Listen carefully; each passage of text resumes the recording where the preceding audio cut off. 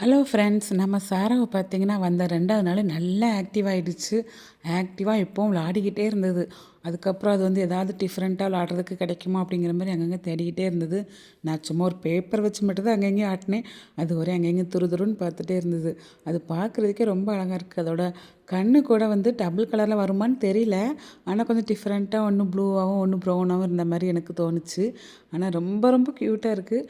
பசங்களாம் ஸ்கூலுக்கு போயிட்டாங்க. சாரா கூடயே டைம் கரெக்டாக ஓடுது. சாரா இருக்கிறதுனால டைம் போகிறதே தெரியல.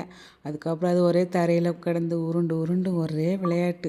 நான் இவ்வளோ ஆக்டிவாக இருக்கும்னு நினைக்கவே இல்லை. நல்லா ஆக்டிவாக அழகாக உருண்டு உருண்டு சூப்பராக விளையாடிக்கிட்டு இருந்தது. அப்புறமா சின்ன எறும்பு, அப்புறம் எதோ பார்த்தாலும் அது ஹண்டிங் பண்ணுற மாதிரியே ரியாக்ட் பண்ணிவிட்டு அழகாக விளையாடுது. சின்ன எறும்பு பார்த்தா கூட அதை ஓடி போய் பிடிக்கிற மாதிரி. அப்புறம் இது ஏற்கனவே இருந்த வீட்டில் ஃபுல்லாக ஒரு கூடைக்குள்ள மட்டுமே இருந்துச்சு. இப்போ இங்கே ஃபுல் ரவுண்ட் அடிக்குது. வீடு ஃபுல்லாக சேர்ந்து சேர்ந்து நல்லா ரவுண்ட் அடிக்குது. பார்க்குறதுக்கே ரொம்ப க்யூட்டாக அழகாக இருக்குது. இதுலேயே எனக்கு நேரமும் போயிடுது. அப்புறம் நல்லா க்ளீன் பண்ணுது. தன்னைத்தானே நல்லா க்ளீன் பண்ணிக்குது. நல்லா ஆக்டிவாக இருக்கிறதுனால அந்த வேலையுமே நல்லா பார்க்குது. ஸோ பரவாயில்ல. என் சாராவோட நல்ல டைம் போகுது. சாராவுமே நல்லா அட்டாச் ஆகிடுச்சு.